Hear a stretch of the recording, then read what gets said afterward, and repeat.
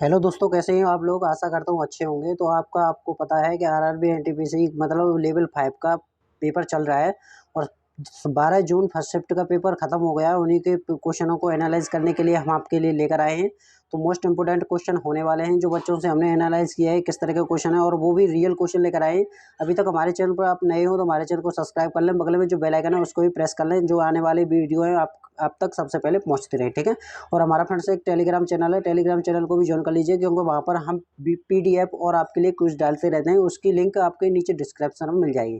ठीक है, चलिए चलते हैं वीडियो की तरफ, किस तरह के क्वेश्चन आए हुए हैं। चलिए, इसमें पहला क्वेश्चन था कि फ्रांस की राजधानी कौन सी है। तो जो फ्रांस की जो राजधानी है वो है आपकी पेरिस। कौन सी है? पेरिस राजधानी है। ठीक है, फ्रांस की। चलिए अगले क्वेश्चन की तरफ बढ़ते हैं। अगला क्वेश्चन क्या पूछा था? अगला क्वेश्चन था कि हाल ही में मिस यूनिवर्स कौन रही हैं। तो हाल ही में मिस यूनिवर्स रही हैं वो है आपकी भारत की जो हरनाज कौर संधू मिस यूनिवर्स बन गई हैं। भारत के ने 21 साल बाद मिस यूनिवर्स का टाइटल जीता है। इससे पहले 2000 में लारा दत्ता मिस यूनिवर्स बनी थी। ठीक है, 2000 में लारा दत्ता मिस यूनिवर्स बनी थी। 2000 के बाद में अब यहाँ पर हाल ही में जो पीवी सिंह सिद्धू जो आपकी हरनाज कौर सिंधु हैं वो आपकी यूनिवर्स बन गई हैं। कितने साल बाद? 21 साल बाद। ये भारत की 21 साल बाद बनी है। ठीक है, चलिए बढ़ते हैं अगले क्वेश्चन की तरफ। अगला क्वेश्चन क्या पूछा है?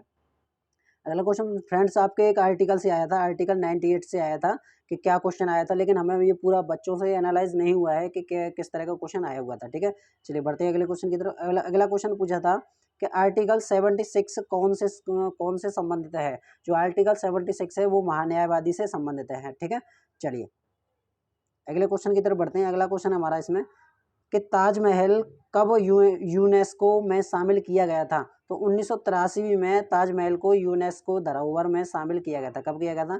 1983 ईस्वी में इसे शामिल किया गया था। ठीक है, चलिए बढ़ते हैं अगले क्वेश्चन की तरफ। अगला क्वेश्चन है कि टोक्यो ओलंपिक में भारत की रैंक क्या रही है। जो टोक्यो ओलंपिक में भारत की रैंक 48वें स्थान पर रहा। टोक्यो में कुल 63 देशों ने गोल्ड मेडल पर कब्जा जमाया, जिसमें एक नाम भारत का भी है। इस ओलंपिक यूएस ने 39 गोल्ड, 41 सिल्वर और 23 ब्राउन समेत कुल 113 मेडल अपने नाम किए, जबकि चाइना ने 28 स्वर्ण, 32 रजत और 18 कांस्य, कुल 88 पद शामिल थे। ठीक है, चलिए जो फैक्ट मैंने आपको बताया ये फैक्ट भी आप नोट कर लेना। चलिए बढ़ते हैं अगले क्वेश्चन की तरफ। अगला क्वेश्चन था हमारा मतलब मैथ का क्वेश्चन था कि P बराबर हमारा 1000 दिया था, R बराबर 10% था और T बराबर साल हमारी मतलब 7 वर्ष थी। ठीक है, और इसमें पूछा गया था, इसमें या तो साधारण ब्याज पूछी थी या फिर अमाउंट पूछा था। तो हम दोनों निकाल लेते हैं, साधारण ब्याज और अमाउंट क्या क्या है। तो हम आपको बताएं कि साधारण ब्याज जैसे आपकी वो है 1000 रुपया है, आपकी रेट है आपकी 10% और समय है आपका 7। ठीक है, बट्टी में 100 हो जाएगा, जीरो से जीरो कैंसिल आउट हो जाएगी, तो यहाँ पर कितना हो जाएगा? तो ये हो जाएगा आपका 700 रुपये आपकी एसआई हो जाएगी यहाँ पर। ठीक है, अगर 700 रुपये साधारण ब्याज है यहाँ पर। ठीक है, और आपको अमाउंट पूछेगा तो 1000 ये 700 ये तो मतलब 1700 ये आपका अमाउंट हो जाएगा। ठीक है, चलिए बढ़ते हैं अगले क्वेश्चन की तरफ। अगला क्वेश्चन क्या पूछा था? अगला क्वेश्चन था कि कोई कोई धन 2 वर्ष में 8 गुना हो जाता है तो कितने वर्षों में वह 64 गुना हो जाएगा। तो वो हो जाएगा आपका 4 वर्षों में। ठीक है, क्योंकि 2 वर्ष का क्या होता है, 2 पे घात कितनी होती है? 3, ये होता है आपका। ठीक है, अब ये इसका क्या होता है? इसका होता है 2 पे घात 6। ठीक है, ये होता है। तो ये कितने वर्षों में हो जाएगा? ये वो हो जाएगा आपका 4 वर्षों में। चलिए बढ़ते हैं अगले क्वेश्चन की तरफ। अगला क्वेश्चन है फरवरी 2022 में भारत में हाईकोर्ट कितने हैं। तो वर्तमान में उच्च न्यायालयों की संख्या 25 है। कितनी है? 25 है इसमें। ठीक है, चलिए बढ़ते हैं अगले क्वेश्चन की तरफ। अगला क्वेश्चन क्या पूछा था? अगला क्वेश्चन था कि ओलंपिक खेल में हॉकी टीम ने जो कांस्य पदक जीता था किस टीम को हराकर जीता था। ओलंपिक खेल में हॉकी टीम ने जो कांस्य पदक जीता था वो किस टीम को मतलब किसके खिलाफ जीता था।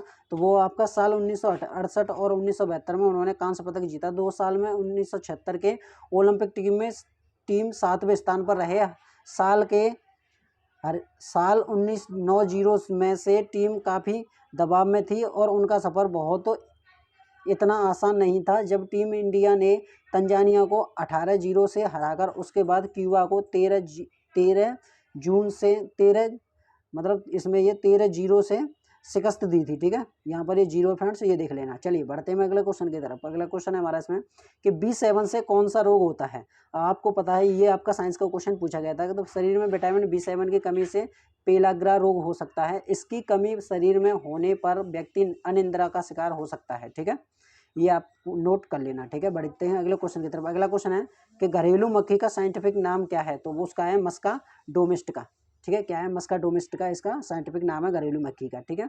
चलिए बढ़ते हैं अगले क्वेश्चन की तरफ। अगला क्वेश्चन है कि सूखा रोग किसकी कमी की वजह से होता है, तो फ्रेंड्स आपको बता दें जो सूखा रोग है वो आपकी विटामिन डी की कमी से होता है, ठीक है। रिकेट्स या सूखा रोग बच्चों में होने वाली हड्डियों की बीमारी है जो विटामिन डी, कैल्शियम, फास्फोरस की कमी से होती है। इस समय हड्डियों में दर्द, हड्डियों का कमजोर होना या नरम पड़ना और अन्य विकृतियां आ जाती हैं, ठीक है। ये मैंने आपको फैक्ट बताया, वो फैक्ट भी आप नोट कर लेना, क्या क्या फैक्ट मैं बताता चल रहा हूँ, क्योंकि आने वाला शिफ्ट पेपर है उसमें भी पूछ सकता है। मानव में कितने जोड़े गुणसूत्र होते हैं, तो एक सामान्य मनुष्य में 46 गुणसूत्र होते हैं। गुणसूत्रों को मानव के आनुवांशिक गुणों का वाहक माना जाता है। क्या माना जाता है? आनुवांशिक वाहक माना जाता है, ठीक है। कितने गुणसूत्र होते हैं? वो होते हैं मनुष्य में 46, ठीक है। चलिए चलते हैं अगले क्वेश्चन की तरफ। अगला क्वेश्चन है कि सांख्यिकी दिवस कब मनाया जाता है, तो सांख्यिकी दिवस आपका 20 अक्टूबर को मनाया जाता है। ये कब चालू हुआ था? ये हुआ था 2010 में चालू हुआ था, ठीक है। ये फैक्ट भी आप नोट कर लेना। चलिए बढ़ते हैं अगले क्वेश्चन की तरफ। अगला क्वेश्चन है कि भारत की आर्मी का सुप्रीम लीडर कौन होता है, तो भारत की आर्मी का सुप्रीम लीडर मतलब सर्वोच्च सेनापति कौन होता है, तो वो होता है आपका राष्ट्रपति, ठीक है। प्रेसिडेंट होता है, ठीक है। अब इस टाइम जो हमारे भारत के राष्ट्रपति हैं वो हैं श्री रामनाथ कोविंद हैं भारत के राष्ट्रपति, ठीक है। चलिए बढ़ते हैं अगले क्वेश्चन की तरफ। अगला क्वेश्चन है कि अकबरनामा में कितने पार्ट हैं, मतलब पार्ट मतलब भाग कितने हैं, तो अकबरनामा के 3 भाग हैं, जिसमें से तीसरे भाग में आईने अकबरी कहते हैं। प्रथम भाग में अकबर के पूर्वज तथा उसके आरंभिक जीवन का वर्णन है। दूसरे भाग अकबर काल के घटनाक्रमों से संबंधित है। तीसरे भाग अर्थात आईने अकबरी में अकबर के शासन काल से संबंधित आंकड़े तथा शासन व्यवस्था संबंधित अन्य नियमों का वर्णन है, ठीक है। जो मैंने आपको फैक्ट बताया तीनों को तीनों मैंने फैक्ट बता दिए, इनको भी आप नोट कर लेना। चलिए बढ़ते हैं अगले क्वेश्चन की तरफ। अगला क्वेश्चन क्या पूछा था? अगला क्वेश्चन था मौर्य काल में कर्नाटक के किस शहर को सिटी ऑफ गोल्ड कहा जाता था, तो वो कहा जाता आपका श्रवणबेल गोला। ये कहाँ पर था? ये असम, ठीक है। चलिए बढ़ते हैं अगले क्वेश्चन की तरफ। अगला क्वेश्चन है आपका कि ओलंपिक में 2 मेडल जीतने वाली पहली भारतीय महिला कौन है, तो वो है आपकी पीवी सिंधु। कौन है? पीवी सिंधु है, ठीक है। चलिए बढ़ते हैं अगले क्वेश्चन की तरफ। अगला क्वेश्चन है कि सरदार सरोवर बांध किस नदी पर स्थित है, तो सरदार सरोवर बांध भारत का दूसरा सबसे बड़ा बांध है। यह नर्मदा नदी पर बना 138 मीटर ऊंचा और लंबाई 1210 मीटर है। नर्मदा नदी पर बनने वाले 30 बांधों में सरदार सरोवर और महेश्वर 2 सबसे बड़ी बांध योजनाएं हैं और इनका लगातार विरोध होता रहा है, ठीक है। जो मैंने आपको फैक्ट बताया वो भी फैक्ट आप नोट कर लेना। चलिए बढ़ते हैं अगले क्वेश्चन की तरफ। अगला क्वेश्चन है कि विश्व में सबसे ज़्यादा डेंसिटी कहाँ पर है, तो विश्व में सबसे ज़्यादा डेंसिटी मतलब जनसंख्या घनत्व है, तो विश्व का सबसे अधिक जनसंख्या घनत्व वाला देश मोनाको है। जनसंख्या घनत्व किसी देश की 1 वर्ग किलोमीटर में रहने वाले लोगों की संख्या को कहते हैं। मोनाको देश में प्रति वर्ग किलोमीटर क्षेत्रफल में करीब 23,660 लोग रहते हैं, ठीक है। कितने रहते हैं? 23,660 लोग रहते हैं प्रति वर्ग किलोमीटर में, ठीक है। चलिए चलते हैं अगले क्वेश्चन की तरफ। अगला क्वेश्चन है ज्ञानपीठ पुरस्कार कब शुरू किया गया था, या तो ज्ञानपीठ पुरस्कार ये पूछा था कब शुरू किया गया था या किसे सबसे पहले कब दिया गया था, तो ज्ञानपीठ पुरस्कार आपका 1961 में शुरू किया गया था और सबसे पहले अवार्ड ये 1965 में दिया गया था, ठीक है। ये भी आप नोट कर लेना। चलिए बढ़ते हैं अगले क्वेश्चन की तरफ। तो फ्रेंड्स ये थे हमारे क्वेश्चन जो हमारे मतलब 12 जून फर्स्ट शिफ्ट एनटीपीसी में पूछे गए थे। अब अगर आपको हमारी वीडियो अच्छी लगी तो हमारे चैनल को सब्सक्राइब कर लें, बगल में जो बेल आइकन है उसको भी प्रेस कर लें ताकि आने वाली वीडियो का एनालाइज करने के लिए मिलता रहे। और फ्रेंड्स हमारा एक टेलीग्राम चैनल है, टेलीग्राम चैनल को भी ज्वाइन कर सकते हैं, ठीक है। मिलते हैं नेक्स्ट वीडियो में, तब तक के लिए नमस्कार।